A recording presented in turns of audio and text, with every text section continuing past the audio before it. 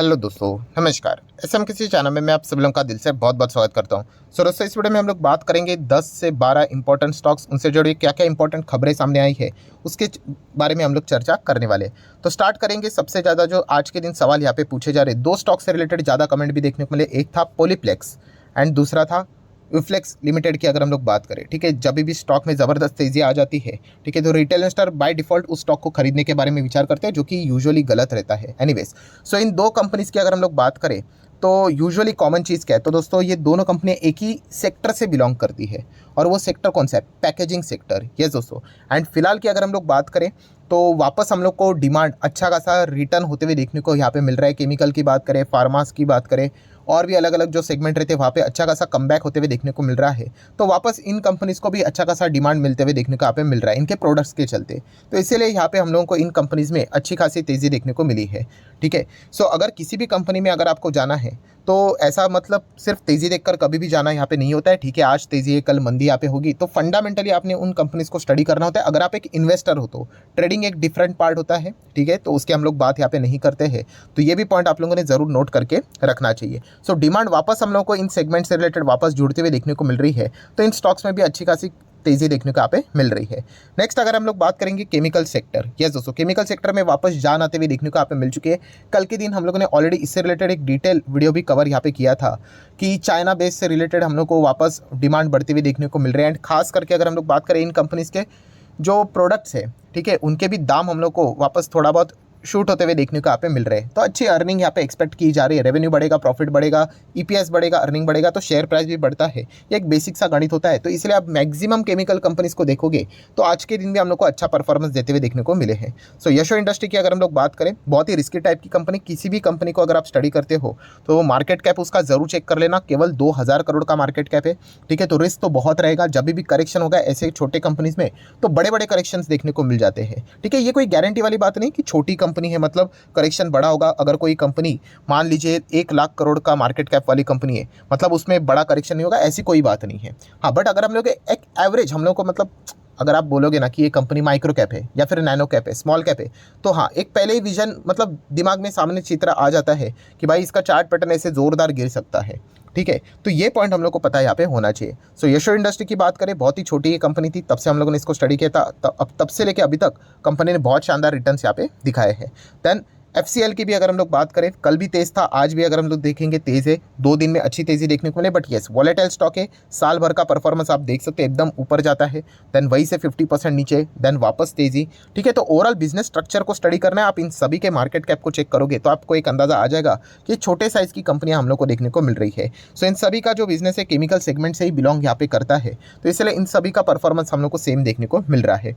Then बात करेंगे Avenue supermart DMart की। 2-2.25 भी नहीं, अभी कितना है, 2.5 लाख करोड़ के आसपास का मार्केट कैप देखने को मिल रहा है। हाँ, वैल्यूएशन थोड़ा सा ज्यादा देखने को मिल जाता है। इसका पी जब से इसने स्टार्ट ही किया था तब से लेके अभी तक इसका पी हम लोग को ज्यादा ही देखने को यहाँ पे मिल चुका है। सो डीमार्ट की बात करें तो कल के दिन हम लोगों ने देखा था कि यूबीएस की रिपोर्ट सामने आई थी एंड यूबीएस ने इसके ऊपर वापस भरोसा दिखाया है करके। हालांकि हर किसी की अपनी अपनी रिपोर्ट होती है, ठीक है। जैसे यूबीएस ने पहले बोला था कि नीचे जाना चाहिए, डाउनग्रेड किया था, बाद में अभी वापस उन्होंने पलटी मार दी। क्यों? क्योंकि उनको लगा था कि रिलायंस रिटेल के चलते इनका मार्केट शेयर खत्म यहाँ पे हो जाएगा, बट हकीकत में देखा गया तो इनका मार्केट शेयर अभी भी वैसे ही इंटैक्ट है। तो यूबीएस ने भी क्या कर दिया, जो पहले जो टारगेट दिया था उसको रिवाइज करके उन्होंने 4700 का टारगेट दिया। अगेन कह रहा दोस्तों, ये टारगेट वाला जो खेल रहता है इन लोगों का, इसको ब्लाइंडली कॉपी नहीं करना चाहिए। जो पहले टारगेट 3700 दे रहा था वो 4700 दे रहा है, वो वापस 3700 भी दे सकता है। तो आपने अपने दिमाग के हिसाब से ही चीज़ों को यहाँ पे वर्क करना था। हाँ, पढ़ना ज़रूर होता है रिपोर्ट, क्योंकि कुछ कुछ रिपोर्ट्स देखा गया तो सेंसिबल मतलब एक्चुअल में जेन्युइन रिपोर्ट्स यहाँ पे होते हैं। बहुत सारी चीज़ें हम लोग को सीखने को यहाँ पे मिल जाते हैं। कुछ कुछ रिपोर्ट तो बहुत ही वाहियात भी होती है, बट समझेगा कैसे? जब तक पढ़ेंगे नहीं तब तक समझेगा नहीं। सो स्किप नहीं करना है, स्किप करेंगे तो कुछ समझ में नहीं आएगा। ठीक है, तो यूबीएस की अगर हम लोग बात करें तो उनकी रिपोर्ट के बाद थोड़ा सा डीमार्ट में हम लोग को अच्छा खासा सुधार देखने को मिला। आज के दिन भी 2% की तेजी देखने को यहाँ पे मिली है। नेक्स्ट अगर हम लोग बात करेंगे आईडीएफसी फर्स्ट बैंक। सो आईडीएफसी फर्स्ट बैंक आपको पता ही है, यहाँ पे मर्जर हम लोग को चलते हुए देखने को मिल रहा है। अभी वो कब तक कंप्लीट होगा वो पता नहीं, लगभग एक 1.5 साल यहाँ पे इन चीज़ों को कंप्लीट होने के लिए लग जाता है। एंड अगेन सेम वही चीज़, ये कोई फिक्स रूल नहीं है, मार्केट में कोई रूल वर्क नहीं करता है, बट येस एवरेज परफॉर्मेंस यही बोला जाता है कि जब भी ऐसा मेगा मर्जर होते हुए देखने को मिल जाता है तो यूजुअली स्टॉक का जो स्पीड है थोड़ा स्लो हो जाता है। ठीक है, एचडीएफसी ट्विंस में हम देख सकते हैं, पीवीआर आइनॉक्स में हम लोगों ने चीज़ें देखी, एलएनटी इन्फोटेक माइंट्री में ये चीज़ देख ली।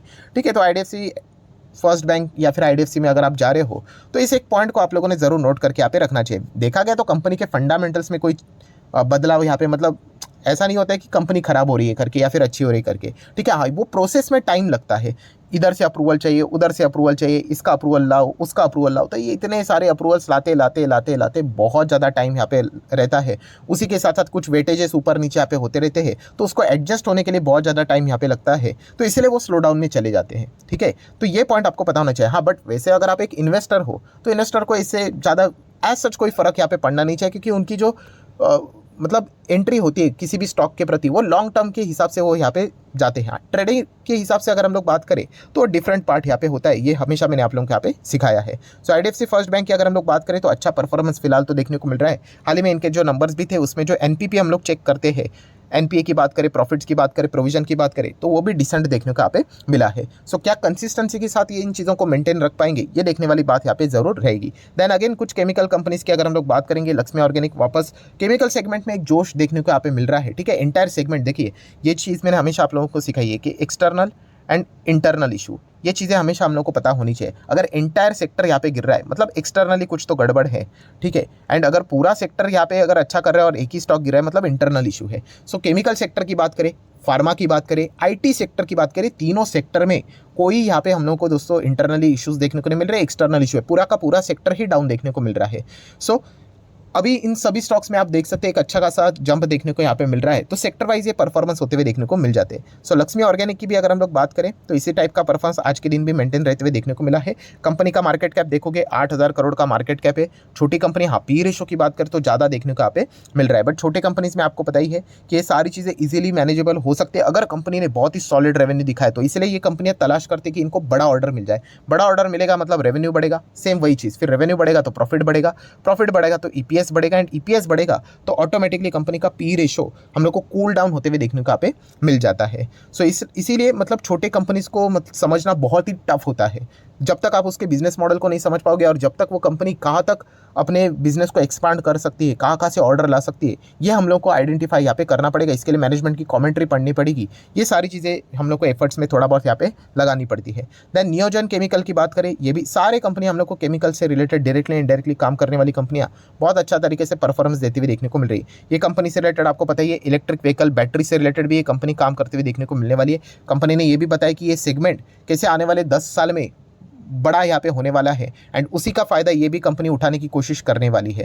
हाल ही में अगर हम लोग बात करें तो आपको पता है कि कंपनी ने बहुत बड़े कंपनी के साथ यहाँ पे डील की है। चलो मुझे कमेंट सेक्शन में ज़रूर बता देना कि वो कौन सी कंपनी है जिसके साथ इन्होंने हाल ही में बहुत बहुत बहुत बहुत बड़ी डील यहाँ पे की है, एंड वो बहुत ही बड़ी रेप्यूटेड कंपनी है, ठीक है। अगर आप इस चैनल को रेगुलरली फॉलो करते होंगे तो ये न्यूज़ आप लोगों को ज़रूर पता है यहाँ पे होनी चाहिए। तो ज़रूर कमेंट सेक्शन में बता देना, जिसका भी सही जवाब होगा उसको मैं हार्ट दे दूंगा, मतलब बाकी लोगों को सवाल का जवाब क्या है उससे रिलेटेड थोड़ा बहुत अंदाजा यहाँ पे मिल जाएगा। बट अगेन ये भी कंपनी छोटी कंपनी है। मैं हमेशा आप लोगों को ये चीज़ कहता हूँ कि किसी भी कंपनी में अगर आप जाना चाहते हो तो पहले मार्केट कैप जरूर चेक कर लेना, ठीक है। छोटे कंपनीज में वॉलेटिलिटी भयंकर होती है, जब स्टॉक भागता है हमें कोई प्रॉब्लम नहीं होता है, बट येस जब करेक्शन हो जाता है फिर दिक्कतें स्टार्ट हो जाती है। तो ये बेसिक इन्फॉर्मेशन एक रिटेलर्स को पता होनी चाहिए।